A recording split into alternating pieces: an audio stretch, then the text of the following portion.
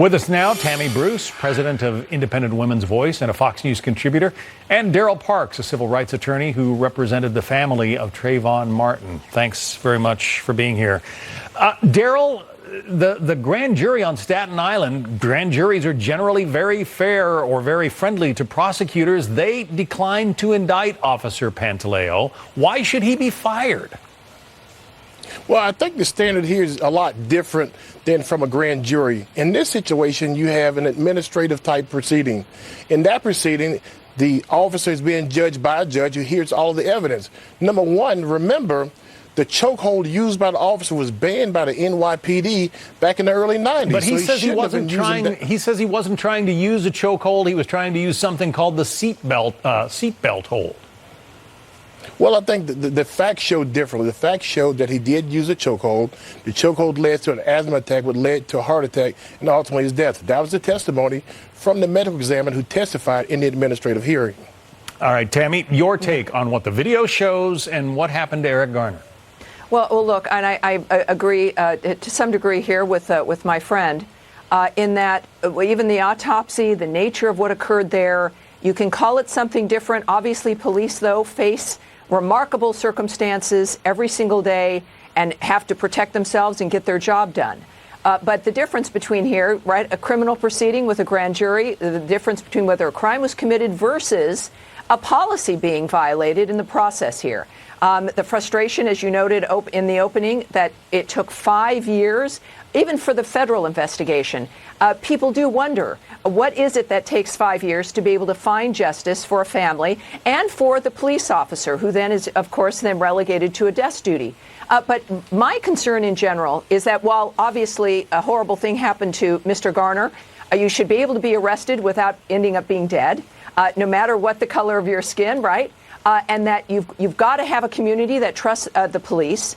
But at the same time, we want justice. But my issue is someone like Al Sharpton and others who use these kinds of situations and generate even more distrust in a community, making people feel unsafe to be able to call the police when this kind of situation is at least unique enough, not representative of all police. And we're seeing now in New York, John, as you know, police being attacked in general, a lack of respect for law enforcement.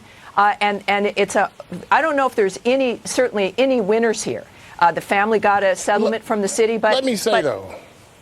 Go ahead, Daryl. I think you got to be careful though, in that when we heard the intro from either the head of the police union or the attorney representing the officer, think about what he was saying as he was trying to send a message to the police officers that they couldn't do their jobs.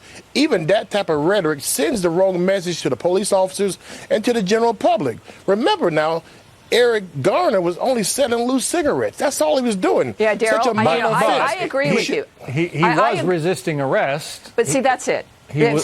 I agree with Daryl in the issue of who we arrest and why we arrest them, because the initial element seemed to be a little ridiculous for many people, including myself. But in the video itself, you do see someone who is resisting, and a number of officers feel the need to go in and hold him down and get him handcuffed.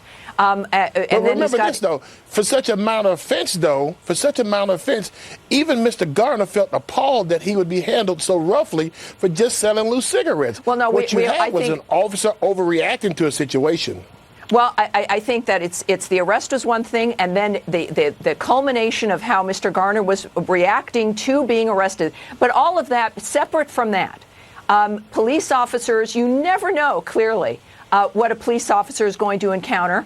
But I think that we also have to admit that when it comes to the African-American community and the relationship of what happens in a community versus what's going on in any other community, there's a difference. I think every major city in this country deals with that on a daily basis. But at the end here, I think it's clear Mr. Pantaleo should be relieved. And at least the community should be able to embrace the police officers who want to help those communities and feel free to trust them and be able to react to them fairly in the community. The decision is now in the hands of the police commissioner, O'Neill. We'll see, and we will certainly let the viewers know what he decides. Tammy, Daryl, thank you very much. Thanks, guys.